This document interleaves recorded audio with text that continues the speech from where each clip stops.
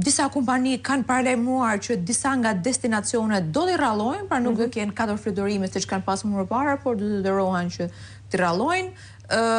Italia, për shembull, para 2-3 javësh shpalli një alarm që tha pas qershorit ne do ulim numrin e fluturimeve dhe do ulim karburantin, siç duket në Itali po fillojnë karburantin ta kalojnë me tellona, pra një farë mënyre pavarësisht se e thash në gjuhë popullore, po do fillojnë edhe ta racionojnë të japin karburantin pra në bazë të kompanive ajrore dhe nuk është se do ketë furnizim pa limit siç e kanë pasur më parë ku një avion zbret në pistë dhe furnizohet me karburant siç është.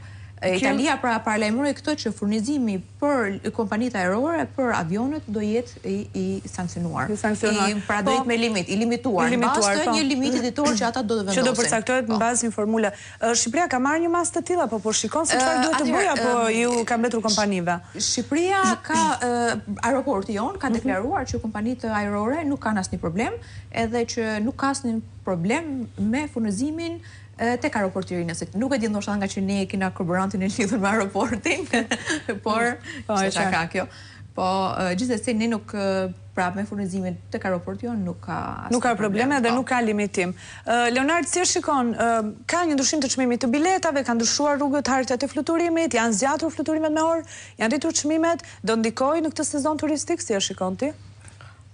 Kjo është njëri nga elementet është kjo që ne flasim, patjetër që njerëzit priren për të thuar më lirë dhe sigurisht që ndikon në aspektin e drejt për drejt, mirë po nga ana tjetër ne duke qenë se jemi lokacion pak më afër me Europën, patjetër jemi në Europë dhe mund të kthehet edhe nëse do të dim të përfitojmë nga kjo situatë, ta menaxhojmë mirë, mund të kthehet edhe në të mirën tonë sepse zonat e konfliktit, siç është lindja e mesme kryesisht, që ka afektuar, pra nga Irani afekton Turqinë, sidomos ndikon në Siri e tjerë me radhë. Kam përshtypjen që qytetarët evropian kryesisht që kanë zgjedhur Turqinë ose vende të tjera të ngjashme, qoftë edhe Egjipti, edhe pse në pamje të parë nuk duken si vende që kërcënohen drejt për drejt nga këto ndikime ndërkombëtare, por patjetër që janë më afër konflikteve, duke qenë se janë më afër, ndjenja e frikës e pasigurisë është më e lartë dhe kjo mund të zhvendoset ose ato lloj turistesh, pra për ndërkombëtarët flasim gjithmonë, do të ndahen në ndërmjet Kroacisë, Malizisë, Shqipërisë, Greqisë dhe varet pastaj se sa jemi ne zotët që ta menaxhojmë këtë. Nga eksperienca jote ndër vite duke marrë me turizmin, mendon se në ndryshimet që ka çmimi i karburantit janë kompanitë e fluturimeve që i mbajnë këto kosta apo qytetarët? Si ndodh? Unë edhe pse nuk jam ekonomist, po logjika bazë është që ajo shkon te konsumatori final. Konsumatori final paguan biletë më të shtrenjtë, pra.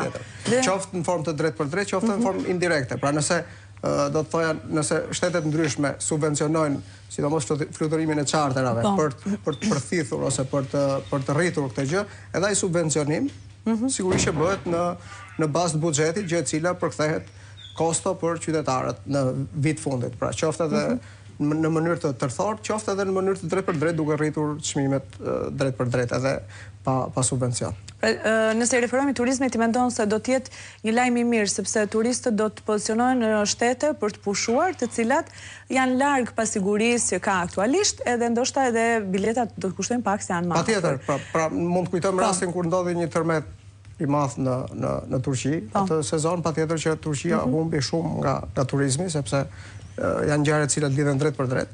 Dhe ai turizëm pastaj u shpërnda.